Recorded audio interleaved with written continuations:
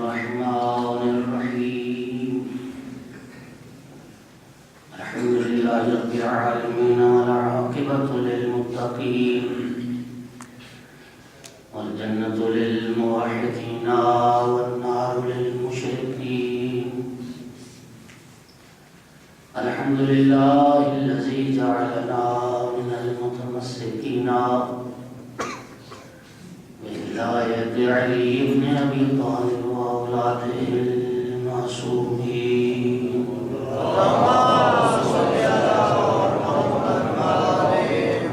الحمد لله الذي جعلنا من الباقين على سيد الشهداء وأولاده وأصحابه المظلومين الصلاة والسلام والتحية والإكرام على رسوله الكريم شفيع المذنبين أنيس الغريبين رحمة للعالمين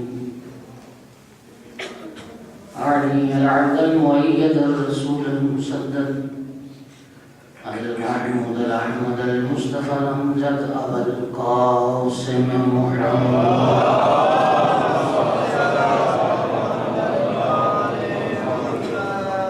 ثم الصلاة والسلام والتحية والإكرام على آله الطيبين الطاهرين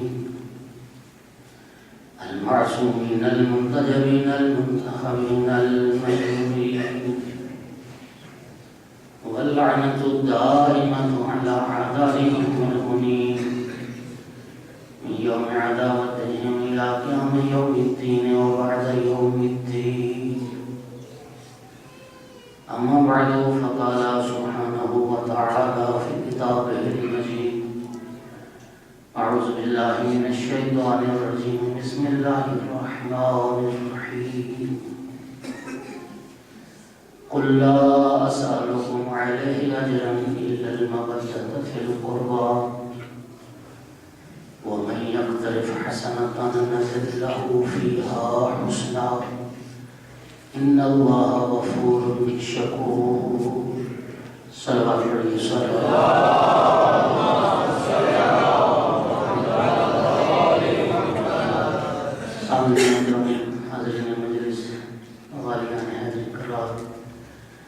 عزاداران امام سجاد علیہ السلام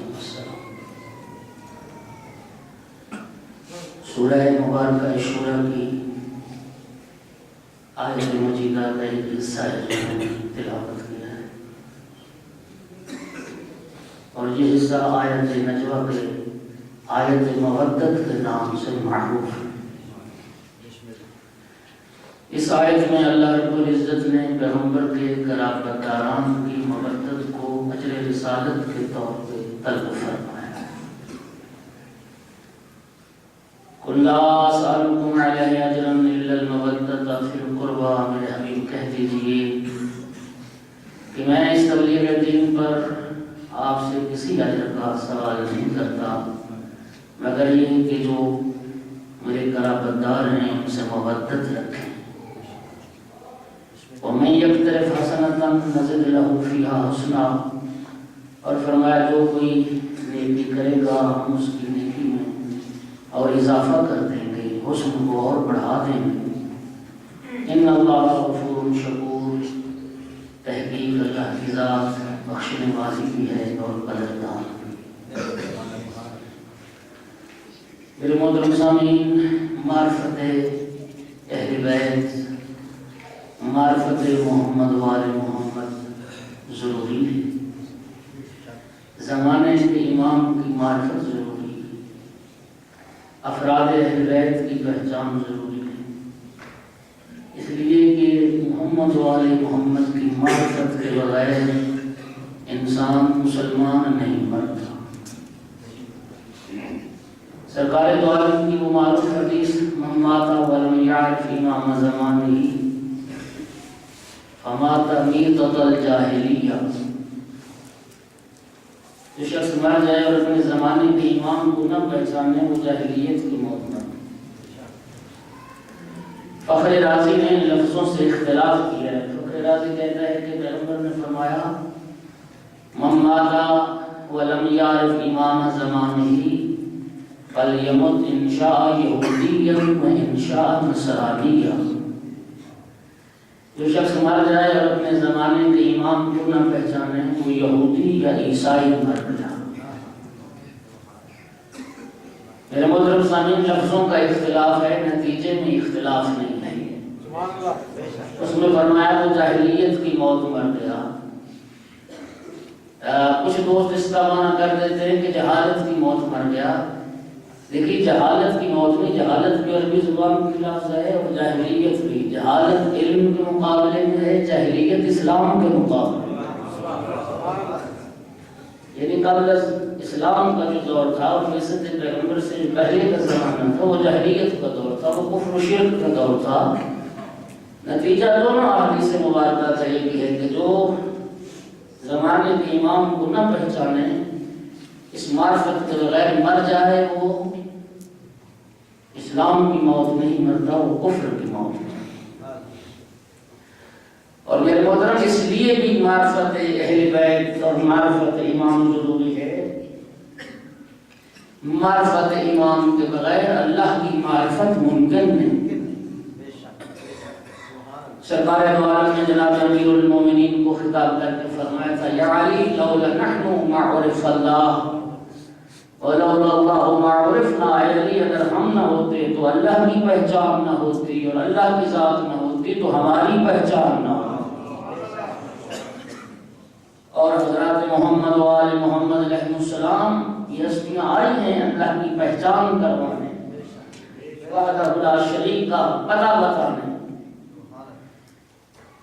شب عاشور امام حسین علیہ السلام نے اپنے اصحاب کو خیمے میں جمع فرما کے بھی خطبہ ارشاد فرمایا تھا. اس خطبے میں ایک منزل پہ سرکار سید الشہداء کے یہ جملے تھے. اپنے اصحاب کو خطاب کیا اور جن لفظوں سے خطاب کیا وہ دیکھیے لفظ کتنے خوبصورت. یا بنی کرام، اے شریف زادو،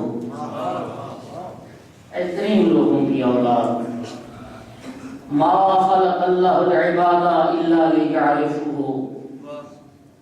امام نے فرمایا اللہ نے اس لیے بندوں کو پیدا کیا تاکہ بندے اپنے رب کو پہچانیں، اپنے خالق و مالک کو پہچانیں. وَإِذَا عَرَفُوهُ عَبَدُوهُ. سرکار سید الشہداء کے جملوں پہ غور فرمائیے گا. اللہ نے اس لیے بندوں کو خلق کیا ہے تاکہ بندے اپنے رب کو پہچانیں. وَإِذَا عَرَفُوهُ عَبَدُوهُ. اور جب بندے رب کو پہچان لیں گے تو پھر اللہ کی عبادت بھی کریں گے. امام حسین علیہ السلام نے عبادت خدا کو نتیجہ معرفت خدا قرار دیا ہے. اللہ کی عبادت وہ کرے گا جسے اللہ کی معرفت ہوگی. معبود کی بارگاہ میں سر وہ جھکائے گا جسے معبود کی معرفت ہوگی. جسے معرفت ہی نہ ہو وہ عبادت کیا کرے؟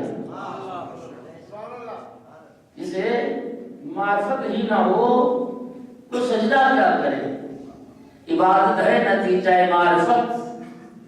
اور میرے محترم یہی وجہ ہے ہم اور آپ جاہل پیدا ہوتے ہیں، محمد و آل محمد معرفت رب لے کے آتے ہیں. ہر معصوم کا ولادت کے بعد سجدہ خالق بجا لانا یہ ان کی دلیل معرفت پروردگار.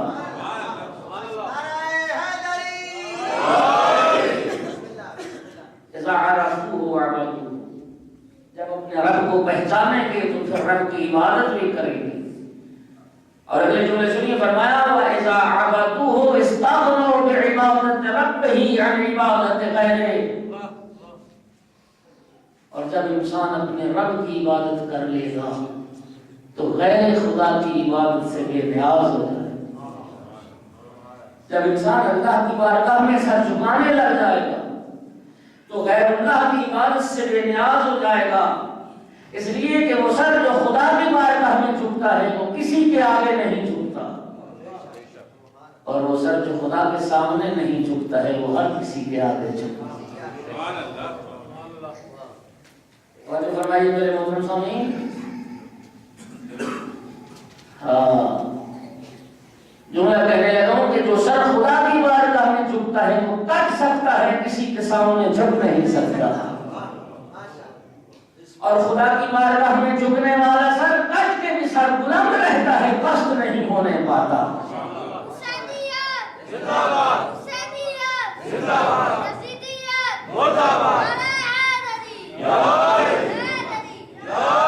کسی شاعر نے کیا خوبصورت دو مصرے کہے تھے کہ دلیل فتح تو دیکھو حسین کے قاتل چکانے آئے تھے جس سر کو خود اٹھا کے چلے۔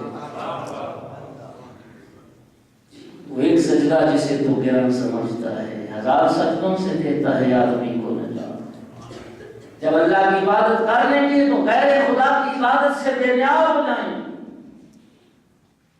جب یہاں تک پہنچے نا سرکار سید الشہداء، ایک جانثار اٹھا، عرض کرتا ہے یا رسول اللہ ما معرفت التوحید، فرزند رسول معرفت توحید سے مراد کیا ہے؟ اور معرفت توحید کیوں کر ممکن ہے؟ شب عاشور میدان کربلا خیموں میں درس معرفت توحید کیا جا رہا۔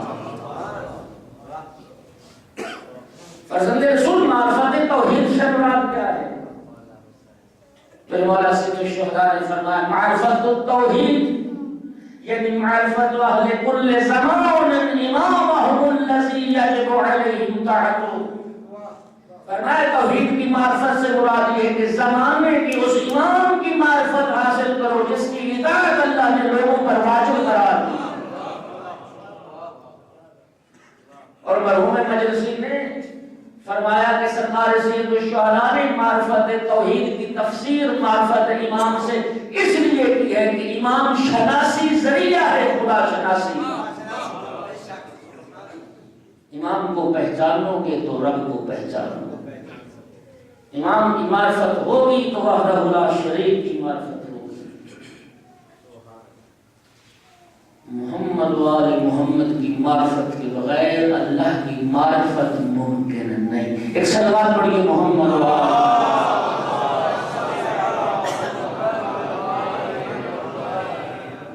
اور یہ آیت مقدس جب نازل ہوئی تفسیر کشاف میں زمخشری نے سرکار دو عالم کی ایک مفصل اور طولانی حدیث کو نقل فرمایا۔ سید الانبیاء نے فرمایا اور آپ مجالس ترحیم میں اس حدیث کے اکثر و بیشتر حصے سماعت فرما چکے ہیں، سماعت کرتے رہتے ہیں۔ سرکار نے فرمایا الا ومن مات علی حب آل محمد مات شہیدا۔ فرمایا جو آل محمد کی محبت پہ مر جائے اس کی موت کو معمولی نہ سمجھنا، وہ شہادت کی موت ہے۔ الا ومن مات علی حب آل محمد مات تائبا، جو آل محمد کی محبت پہ مر جاتا ہے موت سے پہلے اللہ اسے توبہ کی توفیق ضرور عطا فرمائے، گناہوں سے توبہ کر کے مر۔ الا ومن مات علی حب آل محمد مات مغفورا، جو آل محمد کی محبت پہ مرتا ہے اللہ اس کے گناہ معاف فرما دیتا ہے۔ الا ومن مات علی حب آل محمد بشرہ ملک الموت بالجنہ، جو آل محمد کی محبت پہ مرتا ہے فرشتہ موت سے جنت کی بشارت دیتا ہے۔ الا ومن مات علی حب آل محمد جعل اللہ قبرہ مزار ملائکۃ الرحمہ۔ پیغمبر فرماتے ہیں جو آل محمد کی محبت پہ مرتا ہے اللہ رب العزت اس کی قبر کو فرشتگان رحمت کے لیے مزار بنا دیتا ہے۔ رحمت کے فرشتے آتے ہیں اس محب آل رسول کی قبر کی زیارت کرتے ہیں۔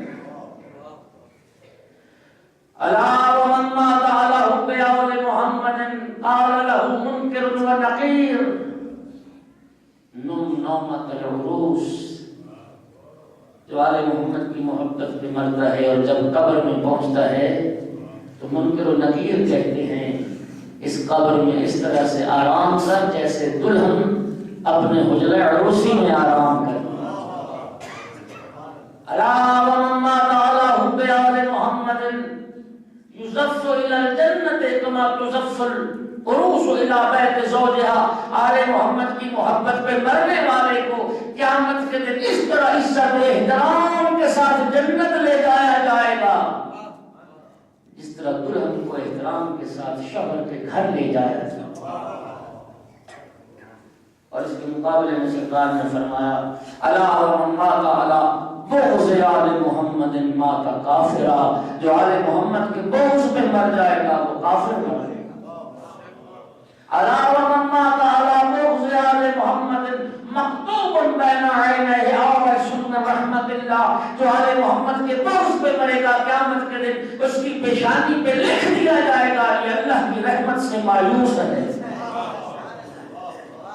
اللہ اس سے اپنی رحمتیں دور کر لیتا ہے جو آل محمد کے بغض پہ مرے۔ اور میرے محترم یاد رکھیے صرف محبت کا دم بھرنا اور جینا کمال نہیں، محبت پہ جینا اور محبت پہ مرنا کمال ہے۔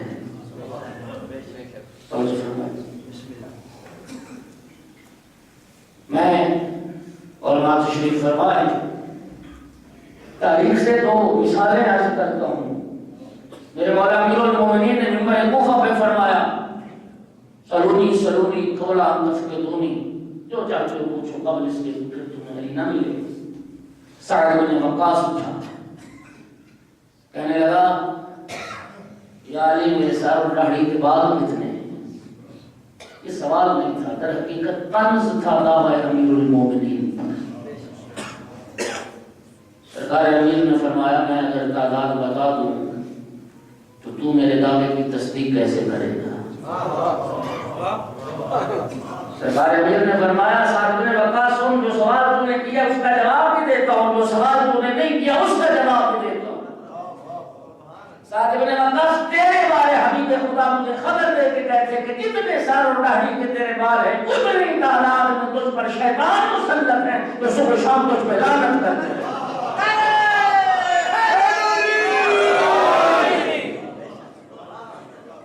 اور جو سوال تو نے نہیں کیا وہ یہ ہے کہ تیرا بیٹا ہوگا جو فرزند رسول کے خون سے اپنے ہاتھ رنگین کرے۔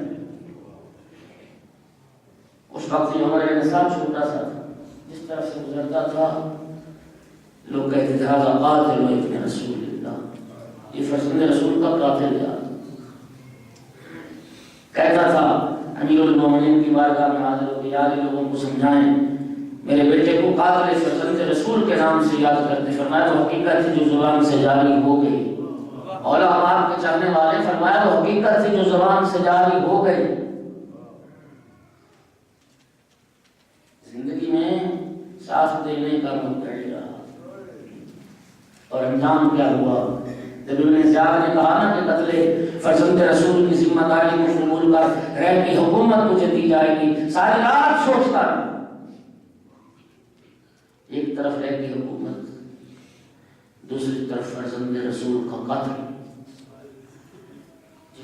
قتل کرنے کے نتیجے میں جنت ہاتھ سے چلی جائے گی، اور اگر قاتل نہیں کرتا تو رہ کی حکومت ہاتھ سے چلی جائے۔ ساری رات سوچتا رہا اور جب شقاوت سعادت پہ غالب آئی تو بدبخت نے یہ فیصلہ کیا رہ کی حکومت نقد ہے، جنت ادھار ہے۔ نادان ہے وہ جو ادھار کو نقد کے عوض چھوڑ دے، فرزند رسول کے قتل کی ذمہ داری کو قبول کی۔ انجام کیا ہوا؟ قاتل فرزند رسول ٹھہرا۔ اور سرکار سے جو شہداء نے فرمایا تھا اے عمر ابن سعد میرے خون سے ہاتھ رنگین نہ کر، میں تیری جنت کا ضامن ہوں۔ اور فرما دیا تھا فرزند زہرا نے کہ تجھے رہ کی گندم کھانا نصیب نہیں ہوگی۔ زندگی کیسے گزری، انجام کیا ہوا؟ کمال جینا نہیں، کمال محبت اہل بیت پہ مر جانا۔ ممکن ہے میرے دوست بہت سارے دوست احباب کے لیے بات نہیں ہو، کیونکہ جب نئی بات انسان کے ذہن میں آتی ہے تو رگا چو ہوتا ہے۔ یہ شمر ابن ذی الجوشن جو قاتلین سید الشہداء میں ہے، جانتے ہو میدان صفین میں یہ لشکر امیر المومنین میں شامل تھا۔ امیر المومنین کس قدموں میں شامل تھا، لیکن محبت پہ جینا کمال نہیں ہے، محبت محبت پہ مر جانا کرنا ہے۔ انجام کیا ہوا؟ لعنت ابدی کا حقدار ہو گیا، عذاب جہنم کا، خالدین فیہا کا مصداق ہے۔ اور اس کے مقابلے میں زہیر بن قین کو دیکھیں، امام حسین علیہ السلام کا وہ جانثار، وہ چاہنے والا، شیعیان امیر المومنین میں شمار نہیں ہوتا تھا زہیر کا، پڑھیے تاریخ کو، شیعیان عثمان میں شمار ہوتا تھا زہیر بن قین۔ اور فرزند رسول جب مکہ سے چلے تھے، راہ عراق کو اختیار کیا ہے، یہ زہیر بھی حج سے فارغ ہو کے اسی راہ پہ چلا جس راہ پہ امام حسین علیہ السلام کا کارواں چل رہا ہے، اور اسے پتا تھا فرزند رسول کا کارواں، عمدن کوشش کرتا تھا کہ امام حسین سے میرا سامنا نہ ہو۔ جس منزل پہ امام خیمے لگاتے تھے، عمدن یا آگے بڑھ جاتا تھا یا پیچھے رہ جاتا تھا، لیکن ایک منزل ایسی آئی کہ مجبور ہو کے وہیں خیمہ زن ہونا پڑا جہاں فرزند رسول نے خیمے لگائے تھے۔ دوپہر کا وقت ہے، سرکار سے مشورہ نے اپنے قاصد کو بھیجا، بجاؤ اور زہیر کو بلا کے خیمے میں بیٹھا ہے زوجہ کے ہمراہ، فرزند رسول کا قاصد ہے۔ کس کا قاصد ہے؟ فرزند رسول نے بلایا ہے، امام حسین نے بلایا ہے۔ زوجہ کہتے جا بات سن فرزند رسول کیا کہتے ہیں۔ جب نکلا ہے خیمے سے، امام کے لشکر میں شامل نہیں تھا، امام کے حامیوں میں سے نہیں تھا، شیعیان علی میں سے نہیں تھا، عثمانی العقیدہ تھا، عثمانی المذہب تھا۔ تاریخ نے یہ تو نہیں بتایا کہ فرزند زہرا نے کیا کہا، لیکن جو بات بھی ہوئی، جب امام حسین کے خیمے سے نکلا ہے تو حسینی بن کے نکلا۔ جانے اس کلام نے کیا اثر کیا زہیر پر، اس کی زندگی کو تبدیل کر کے رکھ دیا۔ اور واپس خیمے میں آگے زوجہ کو طلاق دے کے کہتا جا میں نے مجھے آزاد کیا، قافلے والوں کے ساتھ گھر چلی جا، میں وہیں جاؤں گا جہاں میرا مولا و آقا حسین جائے۔ زندگی کہاں گزری، موت کس راہ میں آئی، یہ کمال ہے۔ اور ابن یزید ریاحی امام کی شیعوں میں تو شامل نہیں تھا، دشمن تھا، پہلا 1000 کا دستہ لے کے آنے والا اور امام حسین علیہ السلام کو روکنے والا اور لجام فرس میں ہاتھ ڈالنے والا یہی وہ تھا۔ اور جب فرزند رسول نے فرمایا، خطاب کیا تھا نماز ظہر کے بعد، اے کوفے والوں تم نے خط لکھے تھے مجھے، اس وقت اور نے علمی کا اظہار کیا تھا اور سچ کہتا تھا کہ حسین مجھے نہیں پتا کس نے آپ کو خط لکھ کے بلایا، دشمن تھا، دشمن کا سپاہ سالار تھا، امام کی راہ روکنے آیا تھا۔ لیکن جب صبح عاشور جہنم سے نکل کے جنت تک پہنچا ہے، اپنے خیمے سے نکل کے امام حسین کے خیمے تک پہنچا اور راہ حسین میں اپنی جان قربان کی، تو یہ لوگ کس سعادت ابدی پہ فائز ہو گئے کہ انبیاء جن کی بارگاہ میں سلام بھیجتے ہیں، ملائکہ جن کی بارگاہ میں سلام بھیجتے ہیں، اولیاء اور ائمہ جن کی بارگاہ میں سلام بھیجتے ہیں۔ السلام علیکم یا انصار دین اللہ، السلام علیکم یا انصار رسول اللہ، اے دین خدا کے مددگاروں، اے اور تجھ پر بھی سلام، اے زہیر تجھ پر بھی سلام۔ قرار محبت اہل بیت پہ مر جانا، زندگی بھی اسی راہ میں گزرے اور موت بھی اسی راہ میں آئے۔ ایک صلوات پڑھیے محمد و آل محمد۔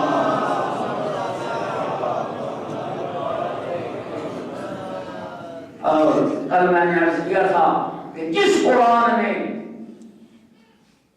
اہل بیت رسول کی مودت کو فریضہ قرار دیا ہے، اسی قرآن نے اہل بیت رسول کی اطاعت کو بھی فریضہ قرار دیا، اور فلسفہ یہی تھا اور راز یہی تھا کہ جن ہستیوں کی اطاعت کو فریضہ بنایا انہیں کی مودت و محبت کو بھی واجب کر دیا، تاکہ پھر محبوب کا اور معشوق کا کوئی حکم ماننا محب کے لیے مشکل نہ رہ جائے۔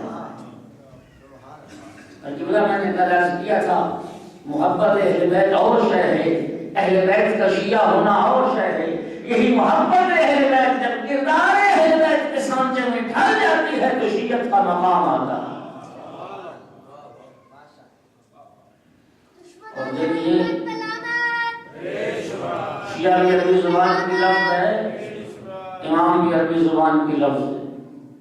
عربی میں آگے آگے چلنے والے کو امام کہتے ہیں، پیچھے پیچھے چلنے والے کو شیعہ کہتے ہیں۔ ہر امام کامیاب نہیں، ہر شیعہ کامیاب نہیں۔ امام بہت سارے یدعون الی النار، قرآن کہتا ہے ایسے امام بھی ہیں جو لوگوں کو جہنم کی طرف دعوت دیتے ہیں۔ ایک مقام پہ فرماتا ہے فقاتلوا ائمۃ الکفر، کفر کے اماموں کو قتل کر ڈالو، کفر کے امام بھی۔ ہر امام کامیاب نہیں، ہر شیعہ کامیاب نہیں۔ سید الانبیاء نے جناب امیر المومنین کو خطاب کر کے فرمایا، اور یہ وہ معتبر حدیث ہے جسے صاحب تحفہ حسن عشری نے بھی اپنی کتاب میں ذکر کیا۔ سرکار دو عالم نے فرمایا یا علی انت و شیعتک هم الفائزون یوم القیامہ، اے علی قیامت کے دن کامیاب ہونے والا امام تو ہے اور کامیاب ہونے والے شیعہ تیرے ہیں، جو تیری راہ پہ چلے۔ اب دیکھنا ہوگا راہ امیر المومنین کیا ہے، راہ اہل بیت کیا ہے۔ راہ علی ہے نماز، راہ علی ہے زکوٰۃ، راہ علی ہے یتیم پروری۔ توجہ فرمائیے گا، شب شہادت امام زین العابدین علیہ الصلوۃ والسلام ہے، سوچنا ہوگا سید الساجدین کی راہ کیا ہے۔ اور قبلہ عبادتیں دو طرح کی ہوتی ہیں، بدنی عبادتیں اور مالی عبادت۔ نماز بدنی عبادت ہے، روزہ بدنی عبادت ہے، زکوٰۃ مالی عبادت ہے، خمس مالی عبادت ہے، حج مالی بھی ہے بدنی۔ دنیا میں بڑے بڑے عبادت گزار پیدا ہوئے، بڑے بڑے عابد آئے، لیکن خدا جانتا ہے اللہ نے ہمیں علی جیسا وہ عابد امام عطا کیا۔ ہر عابد کسی ایک وقت میں ایک عبادت کرتا نظر آتا ہے، اللہ نے علی جیسا ہمیں وہ امام عطا فرمایا جو ایک ایک وقت میں دو دو عبادتیں کرتا نظر آتا ہے۔ یقیمون الصلاۃ و یؤتون الزکاۃ، نماز بھی پڑھی جا رہی ہے، زکوٰۃ بھی ادا کی جا رہی ہے۔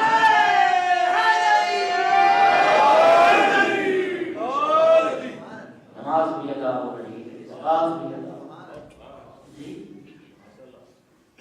راہ امیر المومنین یتیم پروری،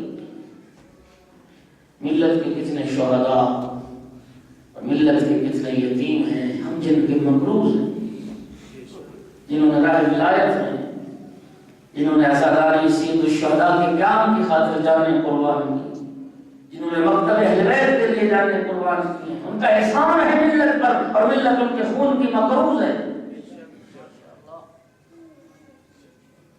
آئمہ کی سیرت کیا تھی؟ یتیم پرورت۔ شہر کے مشتی سے بیت المال میں احواز جائے، میرے مولا امیر المومنین نے کوفے کے یتیموں کو اکٹھا کیا اور امیر المومنین اپنے ہاتھوں سے یتیموں کو شہد کھلاتے۔ اور ایک بڑا خوبصورت جملہ تاریخ میں لکھا، امیر المومنین کی جو یتیموں کے ساتھ شفقت و محبت تھی نا، جب اس شفقت کو وہ بچے دیکھتے جن کے ماں باپ زندہ تھے، وہ یتیم ہونے کی تمنا کرتے تھے، کاش ہم بھی یتیم ہوں اور امیر المومنین علی ہماری سرپرستی فرما، ہم سے شفقت۔ اللہ آئیے ملت کے یتامہ میں سے کسی ایک یتیم کے سر پہ ہاتھ رکھ، یوں سمجھیں اللہ نے مجھے 2 بیٹے نہیں 3 بیٹے عطا کیے، میرے 3 نہیں میرے 4 بیٹے۔ سرکار دو عالم کی خدمت میں کسی نے عرض کی تھی یا رسول اللہ دل بڑا سخت ہو گیا ہے، سرکار نے فرمایا یتیم کے سر پہ ہاتھ پھیرا، تیرا دل نرم ہو گیا، اور فرمایا سرکار دو عالم نے جو شخص یتیم کے سر پہ ہاتھ پھیرے گا، جتنے بال ہاتھ کے نیچے آئیں گے اللہ رب العزت اتنی نیکیاں نامہ اعمال میں لکھ دے گا اور اتنے گناہ مٹا دے گا۔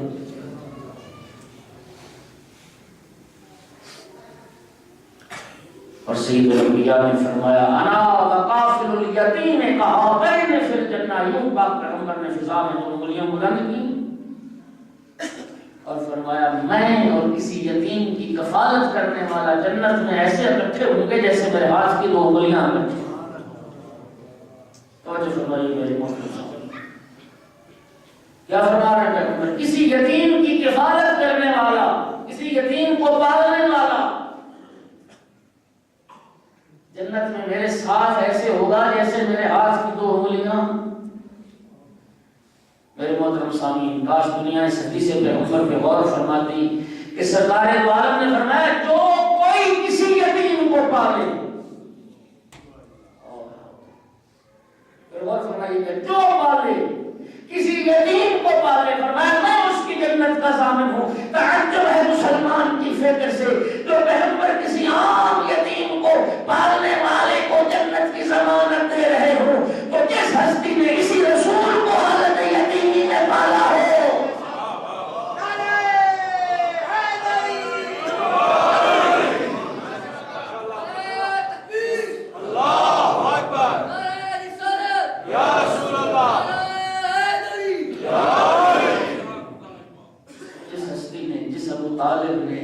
جس محسن اسلام نے اس رسول کو حالت یتیمی میں پالا ہو، اس کے لیے جنت نہ ہو۔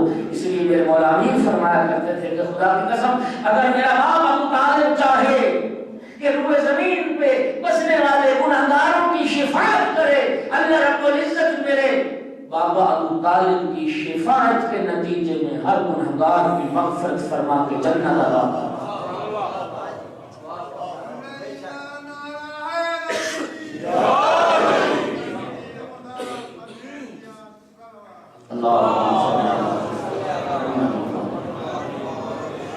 خوش نصیب ہو رب کعبہ کی قسم کسی مذہب کا امام زین العابدین نہیں ہے، بخدا قسم کسی مکتب کا امام سید الساجدین نہیں ہے۔ اللہ نے ہمیں وہ امام عطا فرمایا، اور عظمت امام سجاد یہ ہے کہ خدا بندے دو طرح کی مخلوقات ہیں جن کے دامن پہ کوئی دھبا نہیں ہے، معصوم ہے، ملائکہ بھی ہے، انبیاء بھی۔ اور قرآن مجید نے ملائکہ کے لیے لفظ سجدہ استعمال کیا ہے، ساجدین، انبیاء کے لیے لفظ عابدین استعمال کیا ہے۔ اس ہستی کی کیا عظمت ہوگی جو بس میں ملائکہ میں چلا جائے تو سید الساجدین نظر آئے، جو بس میں انبیاء میں چلا جائے تو زین العابدین نظر آئے۔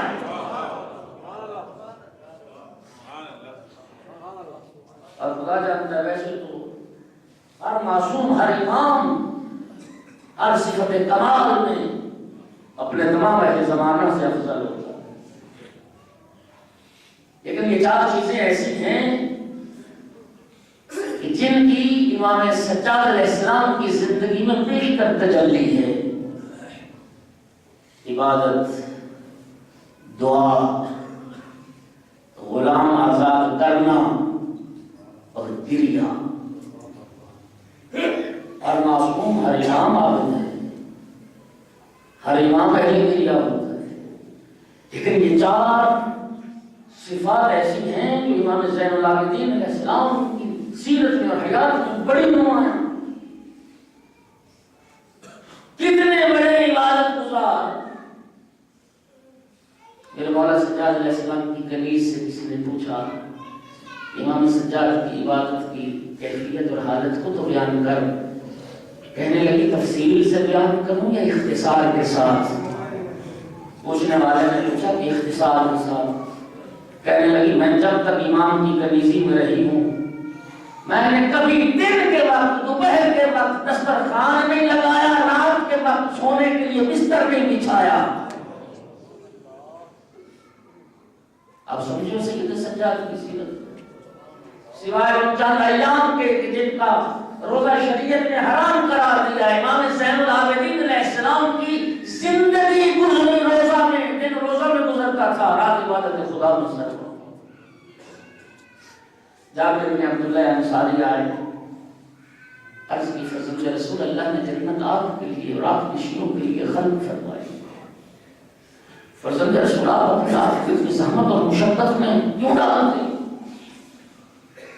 میرے مولا زین العابدین علیہ السلام نے فرمایا جابر، میرے جد میرے نانا محمد مصطفیٰ صلی اللہ علیہ وآلہ وسلم سے کسی نے یہی کہا تھا، یا رسول اللہ، اللہ نے آپ کے لیے قرآن میں فرمایا ہے یغفر لک اللہ ما تقدم من ذنبک وما تأخر۔ یا رسول اللہ، آپ قیامت کے دن کے مختار ہیں، جنت و دوزخ کہ تقسیم کرنے والے آپ ہیں، کوثر و سلسبیل آپ کا ہے، لواء الحمد آپ کا ہے۔ یا رسول اللہ، عبادت خدا میں اپنے آپ کو اتنا کیوں تھکاتے ہیں؟ سرکار دو عالم نے فرمایا تھا افلا اکون عبدا شکورا، کیا تم نہیں چاہتے کہ میں اللہ کا شاکر بندہ بن جاؤں؟ مولانا سجاد علیہ السلام نے اسی جملے کو فرمایا ہے افلا اکون عبدا شکورا، کیا تم نہیں چاہتے کہ میں اللہ کا شاکر بندہ بن جاؤں؟ نعمت پروردگار ملتی سجدہ شکر کرتے، کوئی مشکل ٹل جاتی سجدہ شکر کرتے، قرآن مجید کی تلاوت کے دوران آیت سجدہ پڑھتے تو سجدہ شکر کرتے، نماز کے بعد پھر سجدہ شکر کرتے، اتنے لمبے سجدے، لباس مبارک پسینے سے تر ہو جاتا تھا، آنسوؤں سے زمین تر ہو جاتی، اتنے بڑے سجدے کرتے۔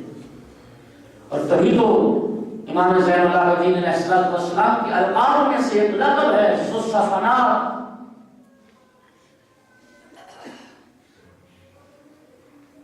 کثرت سجدہ کی وجہ سے اعضائے سجدہ پہ زانوئے شتر کی طرح جلد سخت ہو گئی تھی، اور ہر سال وہ جلد جو اترتی تھی اس کو ایک تھیلی میں بند کر کے رکھتے تھے، اور وصیت تھی میرے مولا سجاد کی جب مجھے دفن کرنا تو یہ تھیلی بھی میرے ساتھ دفن کر۔ غلام کہتا ہے سید سجاد صحرا میں نکلے، میں بھی نظر کے پیچھے پیچھے کچھ فاصلے پہ چلا، میں نے کیا دیکھا ایک سخت پتھر پہ میرے مولا سجاد سجدہ خالق کو جا رہا ہے، کہتا ہے میں سنتا رہا، میرے مولا کی تسبیح تھی لا الہ الا اللہ حقا حقا، لا الہ الا اللہ عبودیت و رقا، لا الہ الا اللہ ایمان و صدقا۔ غلام کہتا ہے میں نے گنا 1000 بار حالت سجدہ میں مولا سجاد نے ذکر کو پڑھا، اور جب سجدہ شکر بجا لاتے 100 بار پڑھتے الحمدللہ شکرن الحمدللہ شکرن الحمدللہ شکرن۔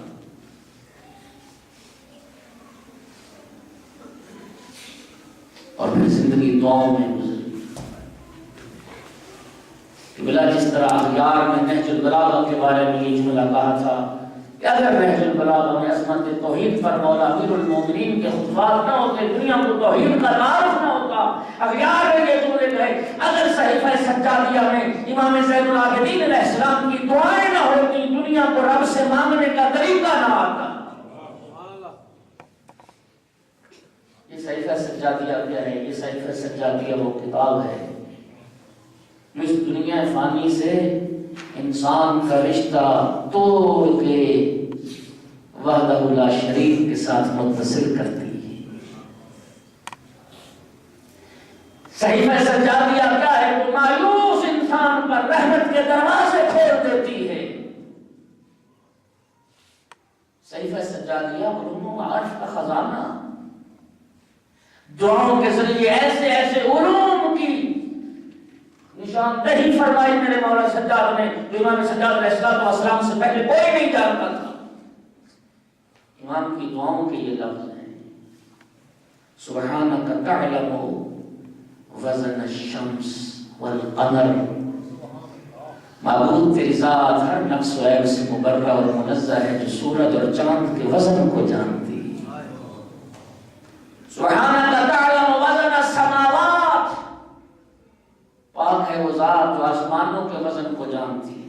سبحانک من تعلم وزن الارضین، پاک ہے وہ ذات جو زمینوں کے وزن کو جانتی ہے۔ سبحانک من تعلم وزن الفیء والہوا، معبود تیری ذات ہر نقص و عیب سے مبرہ ہے، جو سائے کے وزن کو جانتی ہے، جو ہواؤں کے وزن کو پہچانتی ہے۔ سبحانک من تعلم وزن الظلمت والنور، عظیم ہے وہ ذات جو روشنی کے وزن کو بھی جانتی ہے اور تاریکی کے وزن کو بھی۔ کیا علوم کی رہنمائی فرمائی دعاؤں کے ذریعے سے۔ اور پھر فصاحت و بلاغت میں امام علی زین العابدین کا یہ کلام امیر المومنین علی کے کلام سے پیچھے نہیں۔ اور پھر سب سے بڑھ کے میرے مولا سجاد نے وہ اموی، وہ یزید کی آباء و اجداد جو محمد و آل محمد کا نشان مٹا دینا چاہتے تھے۔ صحیفہ سجادیہ میں خصوصیت آپ کو نظر آئے گی کہ کثرت کے ساتھ محمد و آل محمد پہ درود بھیجا گیا ہے۔ امام سجاد علیہ السلام نے دعاؤں کے ذریعے سے اور عمری سازشوں کو خاک میں ملا دیا۔ جو آل محمد کا نام مٹانا چاہتے تھے، دعاؤں کے ذریعے آل محمد کا ذکر زندہ کر دیا۔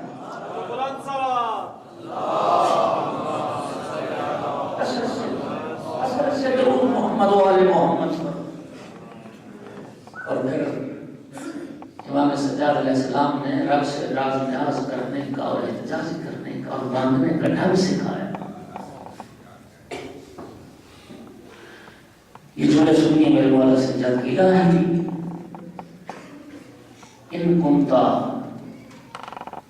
لا تغفر الا لأہل اولیائک و اہل طاعتک فإن یفزع المذنبون۔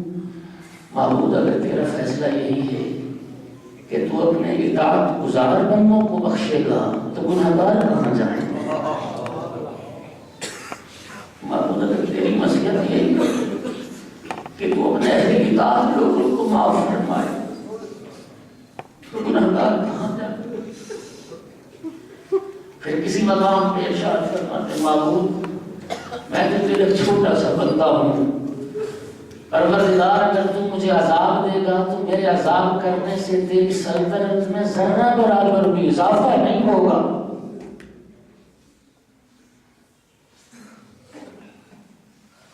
اللہ وہ سید سجاد ایک مقام پہ فرماتے الہی ان ادخلتنی النار ففی ذلک سرور عدوک وان ادخلتنی الجنة ففی ذلک سرور حبیبک۔ معبود اگر تو جہنم میں بھیجے تو اس سے تیرا دشمن راضی ہوگا، اور اگر تو جنت عطا کر دے گا تو اس سے تیرا حبیب راضی ہوگا۔ وَإِنِّي أَعْلَمُ سَرُورَ عَدُوِّكَ سَرُورَ حَبِيبِكَ أَحَبُّ إِلَيْكَ مِنْ سَرُورِ عَدُوِّكَ۔ اور معبود مجھے یقین ہے تجھے تیرے حبیب کی خوشی تیرے دشمن کی خوشی سے زیادہ پسند ہے۔ کیا انداز سکھایا سید سرکار، کیا ذخیرہ ہے دعا۔ عالم اسلام پر، عالم انسانیت پر احسان ہے امام زین العابدین۔ اور پھر جتنا گریا سید سجاد نے فرمایا ہے، میرے مولا صاحب فرماتے تھے البقاؤن خمسہ، 5 ہستیاں ہیں جنہوں نے سب سے زیادہ دنیا میں گریا کیا۔ پہلے جناب آدم جو فراق جنت میں روئے، یعقوب جو فراق یوسف میں روئے، یوسف جو فراق یعقوب میں روئے، وہ اتنا روتے تھے زندانی کہتے تھے یوسف ایک وقت مقرر کر لے روتے۔ چوتھی ہستی رسول کی بیٹی فاطمہ، کتنا روئی ہوگی فاطمہ، دنیا دنیا میں سب سے زیادہ رونے والوں میں نہ ہو۔ اور قبلہ فاطمہ صرف زندگی میں تو نہیں روتی رہی، آج بھی رو رہی، کبھی کربلا روتی ہے، کبھی بغداد روتی ہے، کبھی قازوین روتی ہے۔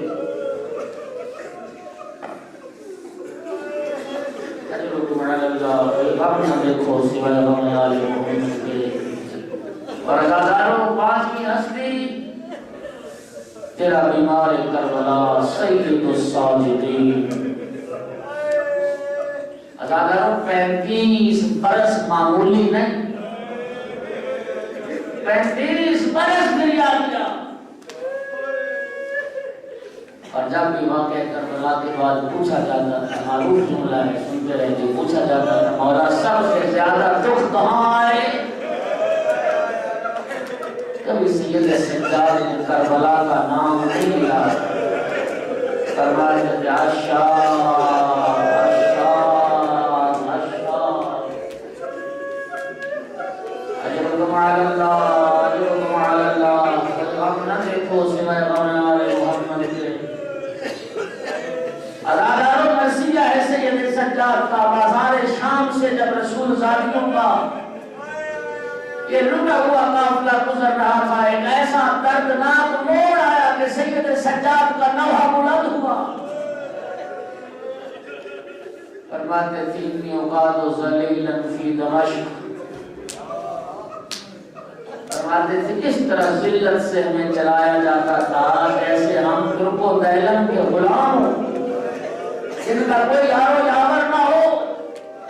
اور پھر درد بڑا جملہ تھا، یا لیتنی لم تلدنی امی لمثل ھذا اليوم، کاش میری ماں نے مجھے نہ جنا ہوتا، میں شام کے لجسنور میں،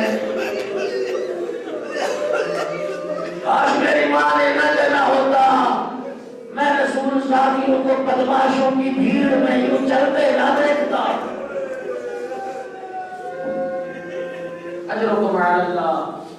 منہال آیا کوفے سے، عرض لگتا ہے فرزند رسول کیا ابھی وہ وقت نہیں آیا آپ کے آنسو تھم جائیں، آپ کے گریہ ختم ہو جائے؟ میرے مولا نے فرمایا منہال، یوسف نگاہوں سے اوجھل ہوا تھا، یعقوب کا اتنے روئے، وَغَيَّضَّتْ عَيْنَاهُ مِنَ الْحُزْنِ فَهُوَ كَظِيمٌ، روتے روتے بینائی چلی گئی۔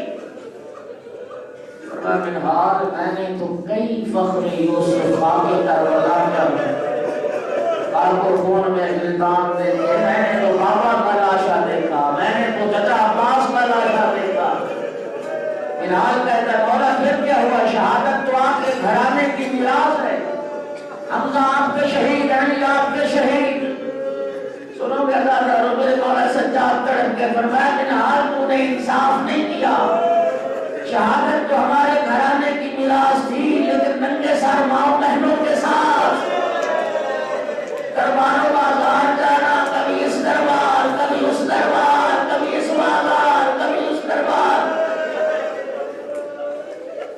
یہ بھی ہمارے گھرانے کی میراث تھی۔ جن بیویوں نے گھر سے باہر کبھی قدم نہ رکھا ہو وہ بیویاں کجا، اور شرابیوں سے ہم کلام ہونا کجا۔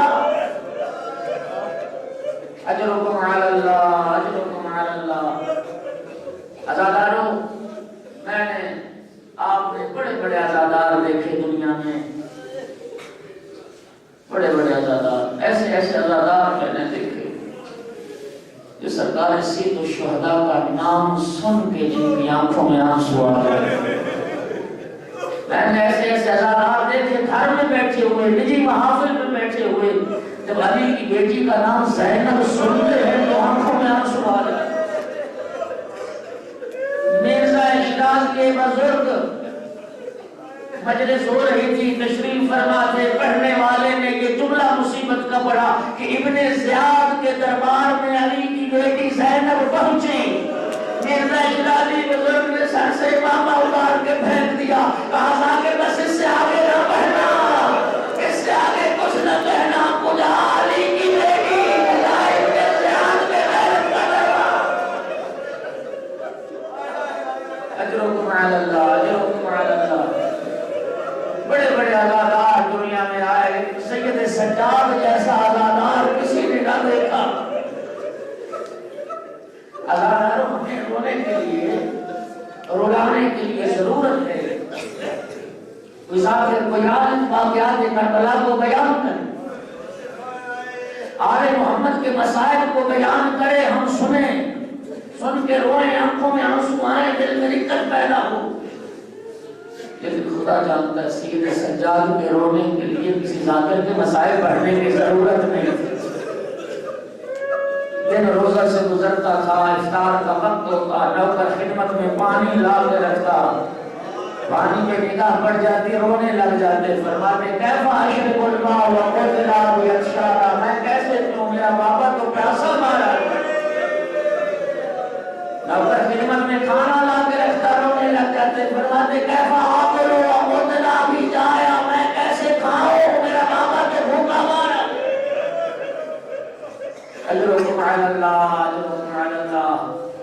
بابا کی شہادت کے بعد جب کسی جانور کے ذبح شدہ جانور کے کٹے ہوئے سر پہ نگاہ پڑ جاتی تھی نا سید سجاد کی، تڑپ جاتے تھے سید سجاد۔ اور عزیزانو، مدینہ کے قصاب میرے مولا سجاد کے سامنے جانور ذبح نہیں کرتے۔ میرے مولا سجاد کا گزر ہوا بازار مدینہ سے ایک قصاب ہے جو جانور کو ذبح کے لیے لٹا چکا تھا، گردن پہ چھری پھیرنا چاہتا تھا، کسی نے پکار کے کہا، وہ قصاب ہاتھ ہوئے وہ سید سجاد آ رہے ہیں۔ ازاداروں قصاب نے چھری پھینک دی، جانور کو آزاد کر دیا۔ میرے مولا چلتے ہوئے قریب آئے، فرمایا قصاب میں جانتا ہوں تو جانور ذبح کرنا چاہتا تھا، میں جانور ذبح کرنے سے منع نہیں کرتا، یہ میرے نانا کی سنت ہے، لیکن مجھے یہ بتا ذبح کے آداب جانتا ہے کیا ہے؟ کہنے لگا جی مولا میں آپ کے نانا کی شریعت سے واقف ہوں۔ فرمایا بتا پہلا ادب کیا ہے؟ عرض کرتا ہے مولا پہلا ادب یہ ہے جانور کو پیاسا ذبح کر دیا جائے، جانور کو پانی پلایا جائے۔ یہ جملہ سنا رہا پھر کیا کربلا کی طرف، آئے میرا غریب بابا، آئے میرا مظلوم بابا، بابا آپ کے نانا کی امت جانور بھی پیاسے ذبح نہیں کرتی، بابا آپ کو 3 دن کا بھوکا پیاسا۔ اجرکم علی اللہ، اجرکم علی اللہ۔ مولا نے فرمایا بتا دوسرا ادب کیا ہے؟ عرض کرتا ہے مولا دوسرا ادب یہ ہے کہ جانور کو جانور کے سامنے ذبح نہ کیا جائے۔ ازاداروں طرف میں سید سجاد، آئے میرا مظلوم بابا، 70 قدم کا فاصلہ تھا، بھائی ذبح ہو رہا تھا، بہن کھڑی دیکھ رہی تھی، ابن سعد کو خطاب کر کہتی تھی ابن سعد اتنظر ویقر وعبد اللہ، ابن سعد کو دیکھ رہا ہے میرا مال آیا ذبح ہو رہا۔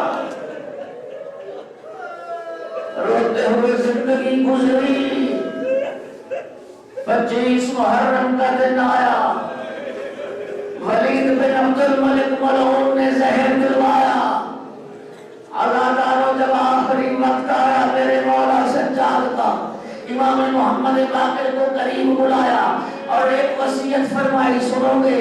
ایاک والظلم من لا یجد علیک ناصرا الا اللہ۔ فرمایا محمد باقر بیٹا یہ وہ وصیت ہے جو میرے دادا علی نے اپنے بیٹے میرے والد بزرگوار امام حسین کو کی تھی، امام حسین نے یہ وصیت مجھے کی تھی، اور بیٹا یہ وصیت میں تمہیں کر کے جا رہا ہوں، کسی ایسے پر کبھی ظلم نہ کرنا جس کا اللہ کے سوا کوئی مددگار نہ ہو، جس کا خدا کے سوا کوئی مددگار نہ ہو۔